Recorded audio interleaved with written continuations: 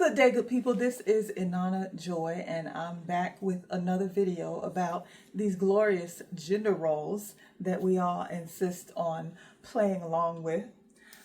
You have to forgive me because my microphone broke, and so I'm hoping that the sound quality comes out decent. Hopefully, there shouldn't be any of that popping and cracking, but I'm hoping that this is loud enough and I can manipulate the sound after it's done. I recently wrote a blog post about our gender programming and how they impact our attractions.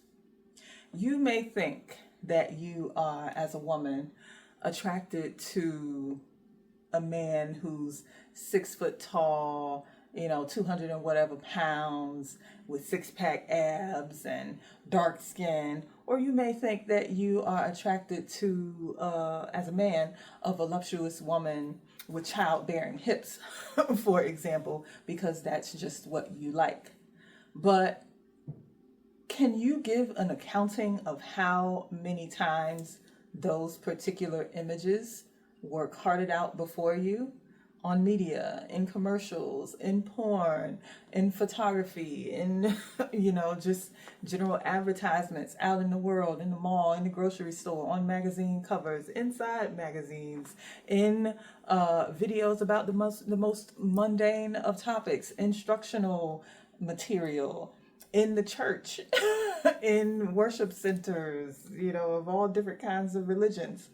Everywhere that we go, from the time we open our eyes on this planet, we are inundated with imagery and messages that tells us what is supposed to be considered beautiful, not just what is beautiful, because there are myriad things in the world that are actually beautiful to different people. We are specifically told what is supposed to be considered beautiful to us. A feminine woman, as a lot of people like to say on the internet nowadays, is one who is fit and slim with a feminine body that shows a certain amount of curves that indicate, for fertility or whatever, long straight hair, to a lot of people, light skin, right? A masculine man, a truly masculine man, is tall, strong, and strapping, confident in his gait, no signs of weakness whatsoever, right? These very narrow ideas of attractiveness. And you have many studies out there, many biologists and sociologists who will tell you that there are aspects of human evolution and there are centers in the brain that respond in a particular way to these images of attractiveness because it's innate within us, because it is for the purpose of evolution that we are attracted to what we're attracted to. But biological evolution is not the only factor to be considered in life. I believe, as a lot of people believe, maybe you don't, I do, that we are spiritual beings. We are also mental and emotional creatures. And so there are forms of spiritual evolution. There are forms of emotional and intellectual evolution that do not always cause you to be attracted to this very narrow idea of what may be considered biologically appealing.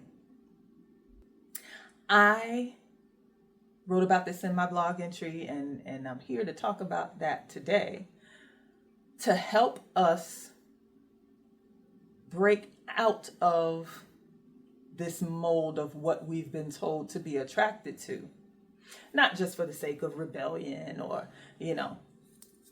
being contrarian to the popular ideas that are being fed to us, but because, as I've said in many different videos before, the way in which we are indoctrinated with these ideas infringes upon our agency. And it can totally change the trajectory of your life when you ignore the inner stirrings of attraction that you may have to someone who does not fit the mold of what we have been told is masculine or feminine. What if the man of your dreams is someone who is shorter than you?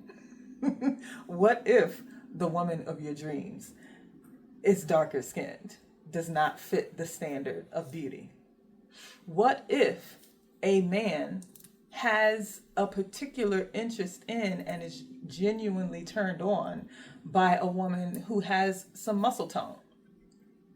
What if a woman is genuinely attracted to and much more, has much more erotic stirrings and passion for the kind of man who is quiet and gentle and a thinker and an introvert, rather than the loud, boisterous extrovert who's always chasing the alpha ideal?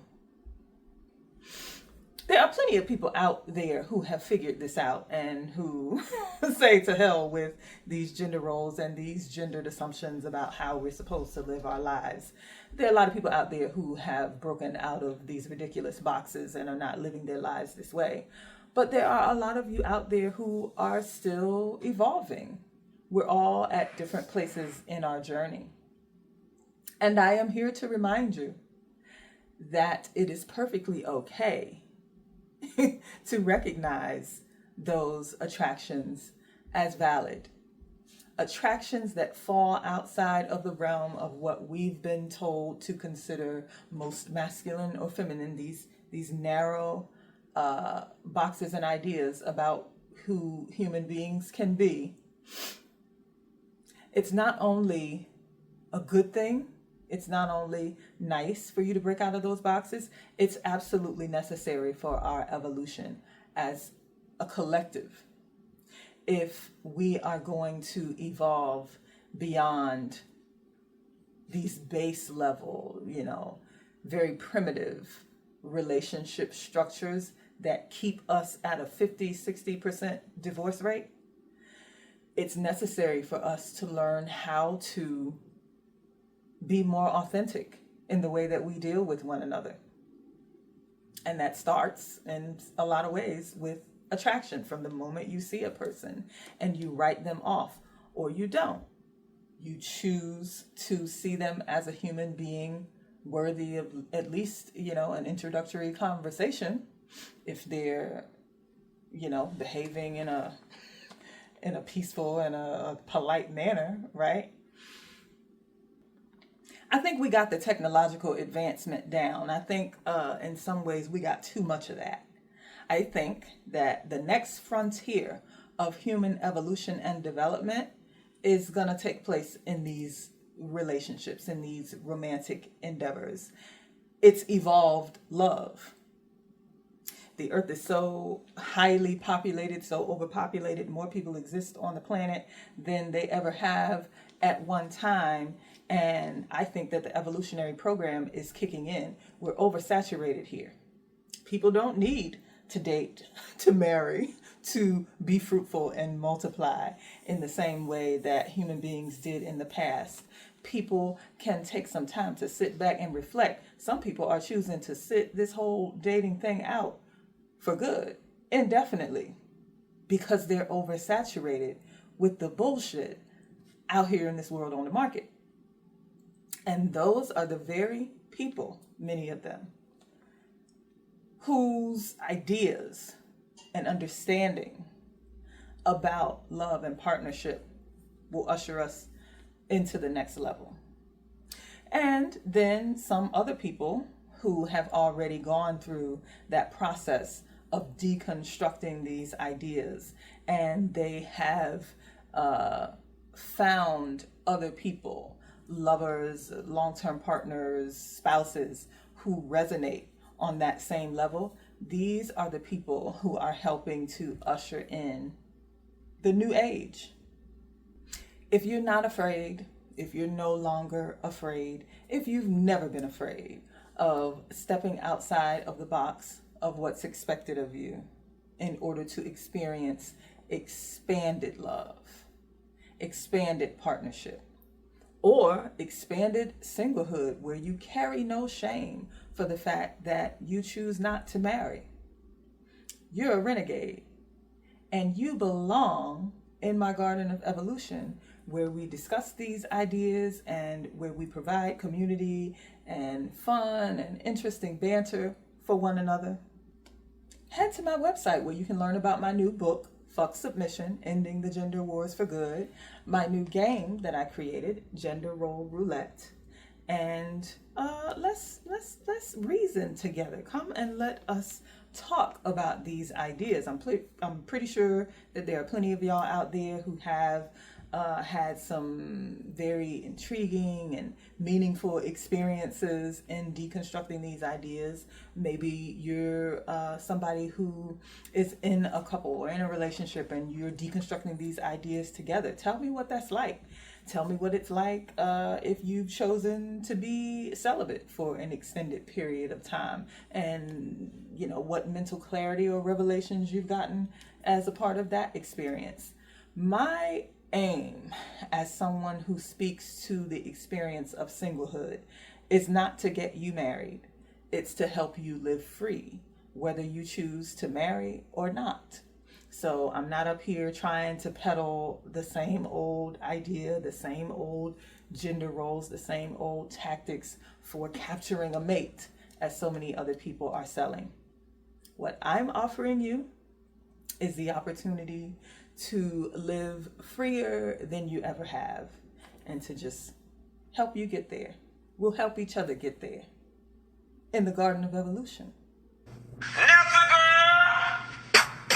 Hey good people, before you run out of this video, hold on. Mark this on your calendar. Put it somewhere in your phone. On January 7th, 2026, I will be featured on the Funky Dineva Live show here on YouTube, talking about my new book, Fuck Submission, Ending the Gender Wars for Good.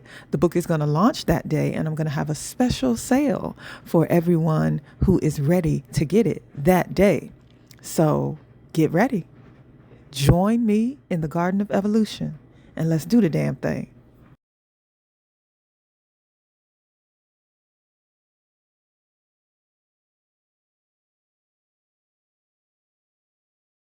This is Inanna Joy, sharing a few of the things I've learned and some things I'm still learning with you. Thanks for stopping by my Garden of Evolution, where we examine what it means to grow, to live, and to love through life's joy, pain, sunshine, or rain. In the Garden of Evolution, you will follow your bliss to your purpose, you will align with your joy, and live well.